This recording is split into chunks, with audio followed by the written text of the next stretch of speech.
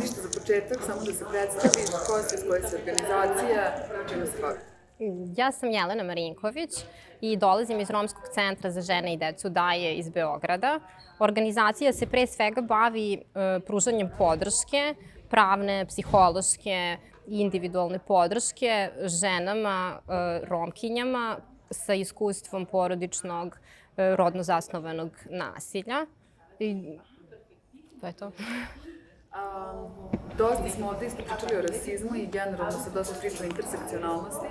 Pa bih samo volila da nam kažeš nešto više o kontekstu u Srbiji, zapravo šta rasizam u Srbiji podrazumeva, šta je posebno specifično za Romkinje u Srbiji, čisto. Da. Ono što je meni bilo interesantno kada sam razmišljala o ovoj temi jeste da u Srbiji zapravo postoji jedan narativ da rasizma ovde nema. I taj narativ dolazi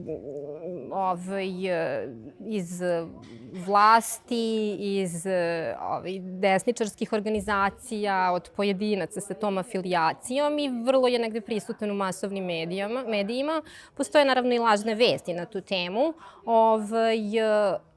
ali nažalost zaista to nije pravo stanje stvari i istraživanja pokazuju da je velika socijalna distanca prema Romima i Romkinjama i takođe migrantima poslednjih godina, a isto tako da su vrlo prisutni rasistički stavovi, diskriminatorne prakse, institucionalna diskriminacija, govor mržnje. Tako da, što se tiče položaja Roma i Romkinja u Srbiji, ova grupa je izložena različitim formama diskriminacije na svim prosto nivoima, počev od pristupa pravdi, socijalnoj zaštiti, zdravstvenoj zaštiti, obrazovanju, tržištu rada. A Romi i Romkinje u Srbiji žive vrlo izolovano u naseljima u kojima su vrlo loši uslovi života. Mnoga od tih naselja zapravo nisu ni legalna i potpuno izolovani zapravo od svih društvenih tokova sa vrlo praktičnim preprekama zapravo u pristupu institucijama i prosto pružateljima usluga. Romkinje su u jednoj vrlo specifičnoj poziciji zapravo, zato što romske žene su izložene diskriminaciji i nasilju u svojim porodicama, u svojoj zajednici i u društvu. Prema podacima, čak 90% Romkinja je nekada u svom životu imalo neko iskustvo rodnog zasnovanog nasilja. I životni vek, prema nekim podacima, Romkinja u Srbiji je 48 godina. Svi ti infrastrukturni problemi, životni uslovi u većoj meri zapravo pogađaju žene i decu, zato što zbog rigidnih normi i rodnih uloga Romkinje nisu u mogućnosti, zabranjeno im je da napuštaju svoje domove i naselja, prinuđene su da se na razne načine prosto u tim krajnje neadekvatnim uslovima snalaze za život. Mnoga naselja nemaju adekvatan pristup kanalizaciji, odnosno nikakav pristup kanalizaciji, nema pristupa električnoj struji, u mnogim naseljima ne postoji voda za piće, čista voda za piće i to najviše pogađa žene i decu iz razloga što muškarci imaju mogućnost da izlaze iz naselja.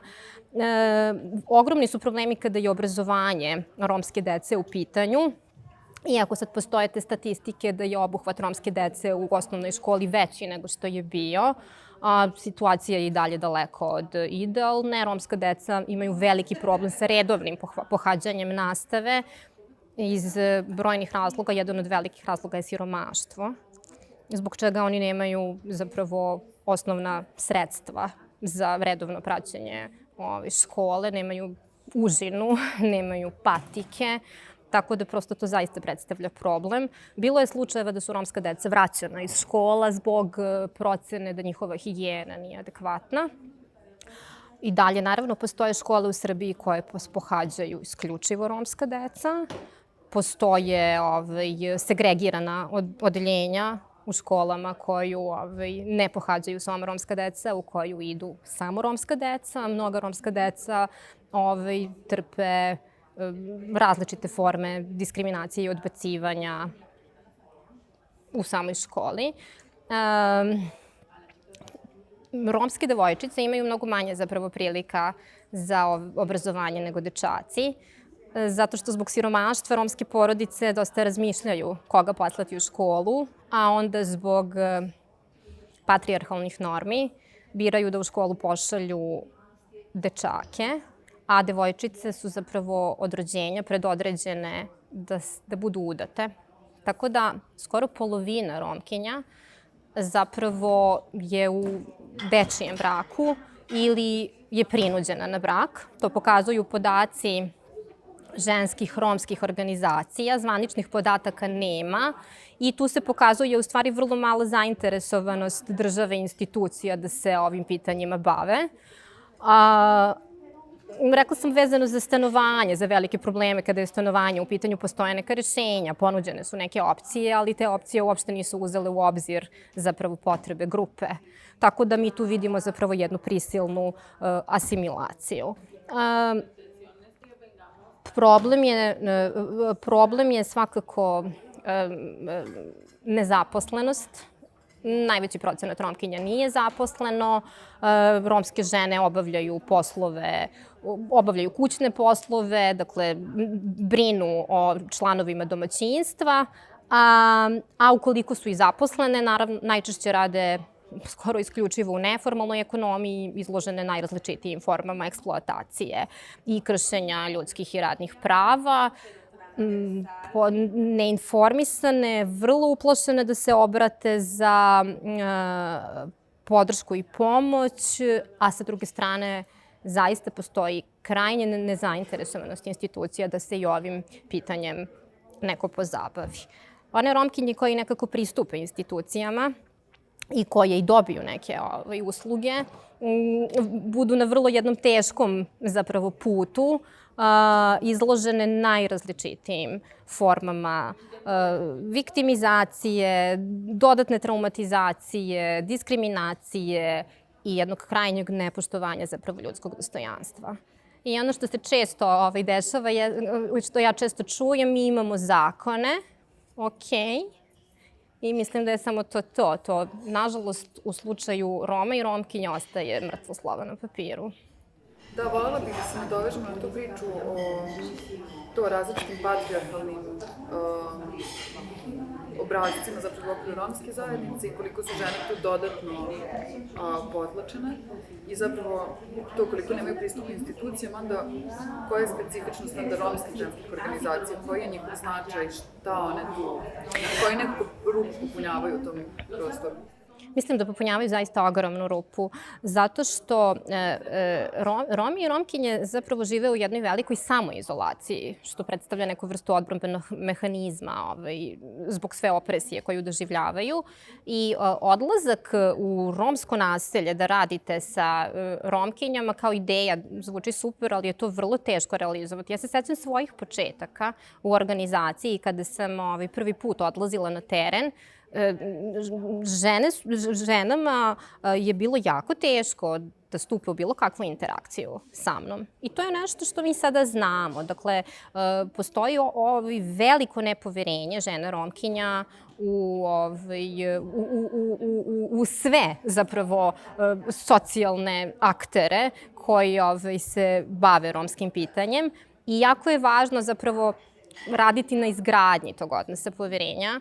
I to je ono zapravo možda i najvažnije što romske organizacije rade. Mi smo stalno prisutne u romskim naseljima, mi smo kontinuirano u kontaktu sa istim korisnicama i sa te strane imamo i pristup podacima koji zapravo nisu dostupni nekim drugim istraživačkim strategijama. Tako da, to je isto nešto što naša organizacija rade i druge ženske romske organizacije u pokretu. Prikupljamo podatke i negde zagovaramo važnost toga da programi, usluge, intervencije, procedure koje se kreiraju za Rome i Romkinje moraju biti prilagođeni potrebama te grupe. Da, i samo spomenuti se već pre zapravo nemogućnost pristupa institucijama, ali šta se dešava sa upravo ovakvim prostorima gde smo sada i generalno i civilnim sektorom i različitim nekako prostorima koji bi trebali da budu otvoreni, zašto oni dalje na neki način ostaju zatvoreni upravo za romsku zajednicu? Pa da, zapravo to je taj problem participacije romske zajednice u svim procesima. Romkinje se suočavaju sa ozbiljnim egzistencijalnim problemima, ekstremnim siromaštvom, različitim formama nasilja, jezičkom barijerom. Mnoge romske žene i mnogi Romi i Romkinje zapravo ne govore srpski jezik. I veoma je negde teško, bez skoro ikakvih resursa, ženama iz romskih naselja da se mobilišu, da se samoorganizuju, da se priključe ženskom pokretu. Kako vidiš, šta bi ovakvi prostori zapravo mogli da pruže tim ženama kako bi lakše učestvovali ili pristupili ovim prostorima, koji bi neki prvi koraci bili ka tome? Mislim da bi najvažnije bilo osnažiti žene i negde vratiti im veru u moć koju one imaju zapravo da naprave promenu, ali bilo bi malo bez veze staviti odgovornost na njih. Tako da mislim da je do nas. Mislim da je veoma važno da se ovakvi prostori zaista zapravo otvore i da se strašno puno radi zapravo na izgradnji tog odnosa poverenja, da se ne ljutimo na Romkinje, zato što su povučene, zato što su u strahu, zato što nisu spremne da dele, nego da mi otvorimo naše prostore i da im pošaljemo negde poruku da su zapravo ovde sigurne i dobrodošle. Imam samo još jedno kratko pitanje, a to je šta ti donosi nekako sreću u tvom radu? Jako su teške teme, šta ti zapravo nekako ispunjava i nas smeje svaki dan? Jako su teške teme, ali svaka mala promena. To je ono što me stvari ovaj posao negde naučio. Zapravo da se svaka promena računa. I da prosto nekada stvarno nije poenta u tome da, ne znam, težimo nekim, ne znam kakvim ciljevima i da onda zanemarimo sve te, da kažem, male stvari koje zapravo radimo na tom putu do velike promene. Tako da definitivno to. To je